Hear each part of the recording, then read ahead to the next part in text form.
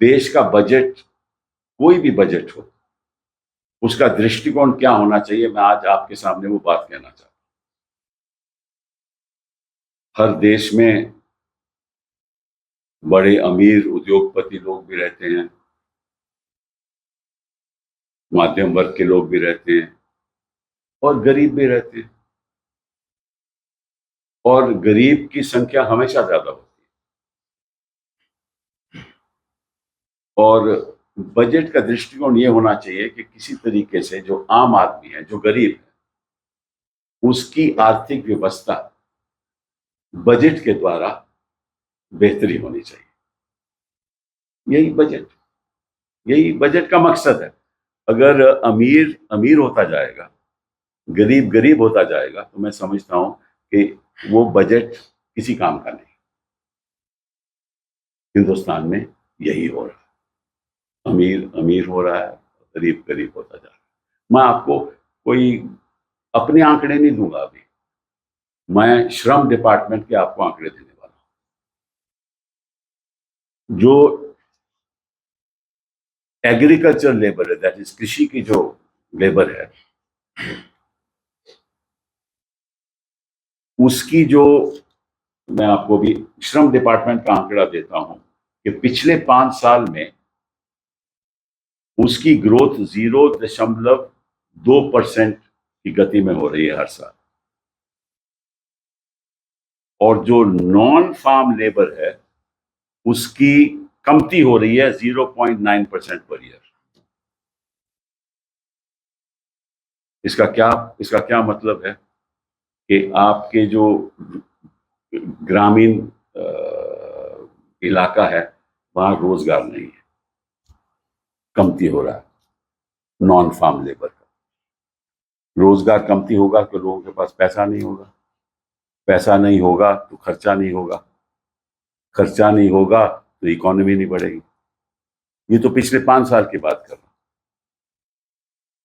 और 2014 से लेकर जब यूपीए की सरकार गिरी, तब से लेकर नॉन फार्म जो लेबर है, that declined bye 0.4% every year. मतलब रोजगार नहीं है, ठीक है ना। और फार्म लेबर इंक्रीज बाय 0.5%। ये तो 2014 की बात हो गई। अब और आके एक आंकड़ा देने वाला हूं मैं आपको कि 2000 अगर 11-12 से लेकर 2017-18 की बात करो, तो वेजेस डिक्लाइन, जो भाड़ा मिलता था रोज का, उसमें कमती हो गई। वो कमती होगी रूरल एरियाज में बाय 0.3%, 0.3%, और अर्बन एरियाज में 1.7% का डिक्लाइन आया।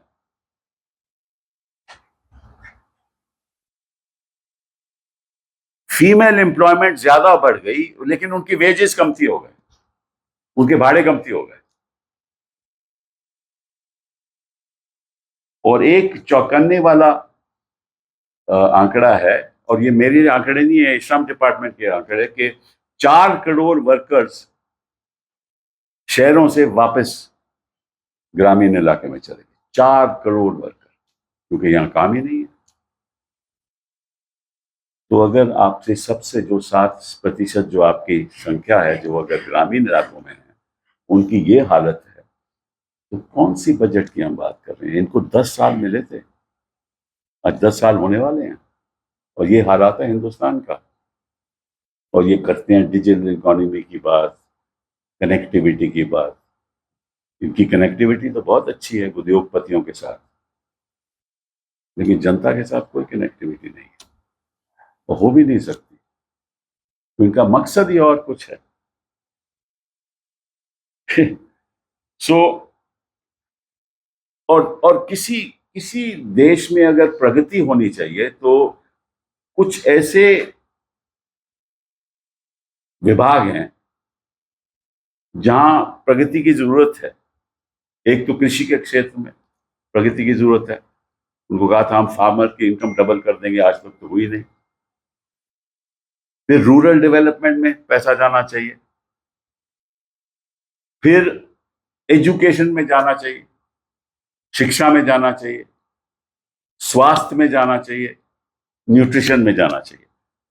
जब तक पैसा इन एरियाज में खर्च नहीं होगा तब तक कभी विकसित भारत बन ही नहीं सकता। ये जो सपने देख रहे हैं 2037 के सपने, 47 के सपने देख रहे हैं, इन इलाकों में खर्चा जरूरी है और इन इलाकों में खर्चा हुआ ही नहीं। एजुकेशन में खर्चा खास हुआ ही नहीं, इनफैक्ट हायर एजुकेशन में खर्चा कम हो गया। मैं तो चाहूंगा कि इंडिया अलायंस ये ऐलान करे कि हर ट्राइबल को, शेड्यूल्ड कास्ट, शेड्यूल्ड ट्राइब के लोगों को शिक्षा यूनिवर्सिटी तक फ्री, अगर हिंदुस्तान को विकसित भारत बनना है। हर महिला को प्राइमरी से लेकर यूनिवर्सिटी तक एजुकेशन फ्री, और बैकवर्ड में जो मोस्ट बैकवर्ड है उसको एजुकेशन फ्री, ताकि जनता अपने पैरों पे खड़ी हो सके और सरकार के पास भीख नहीं मांगे। अगर जनता पैरों पे खड़ी होगी तो सब्सिडी भी की जरूरत नहीं होगी। सब्सिडी इसलिए होती है कि रोजगार नहीं है, इसलिए होती है कि पैदावार नहीं है, इसलिए होती है कि एग्रीकल्चरल डिक्लाइन है,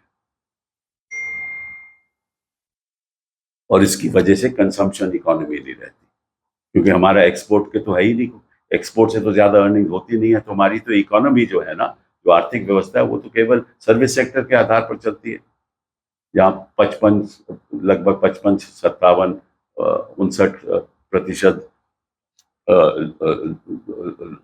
लोगों के जीडीपी की संख्या है सर्विस इकोनॉमी की। तो इसका मतलब है कि रूरल एरिया में कोई रोजगार ही नहीं है।